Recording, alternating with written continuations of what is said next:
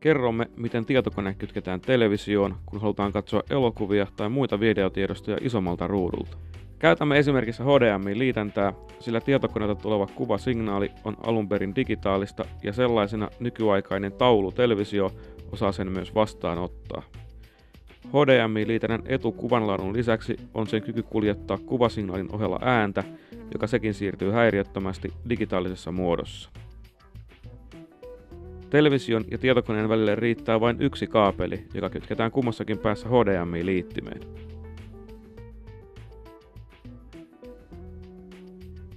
Ennen kuin kuva voi näkyä televisioruudulta, on televisiosta tehtävä kuvalähteen oikea valinta. Tässä tapauksessa HDMI 1.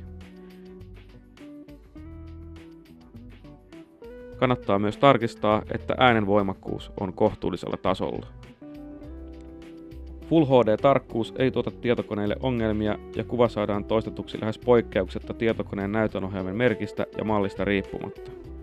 Tärkeää television ja tietokoneen saumatonta yhteistyötä ajatellen on kuvan toistaminen television omalla tarkkuudella.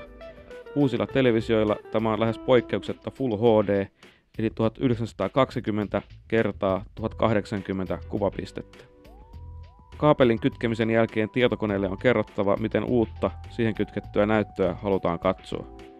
Valinta tehdään Windowsin ohjauspaneelista kohdasta ulkoasu ja mukauttaminen ja sieltä valinta säädä näytön tarkkuutta. Televisiota voi tietokoneen oman näytön tavoin käyttää ainoana näyttönä tai päänäytön lisäksi toisena näyttönä.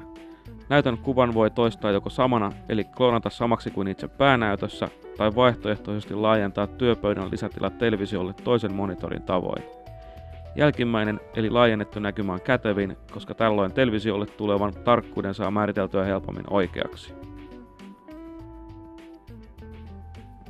HDMI-kaapelia pitkin kulkevat myös äänet, joten äänen voimakkuus kannattaa säätää sopivalle tasolle tietokoneen ääniominaisuuksista. Nyt elokuvan voi käynnistää ja siitä voi nauttia television ruudulta.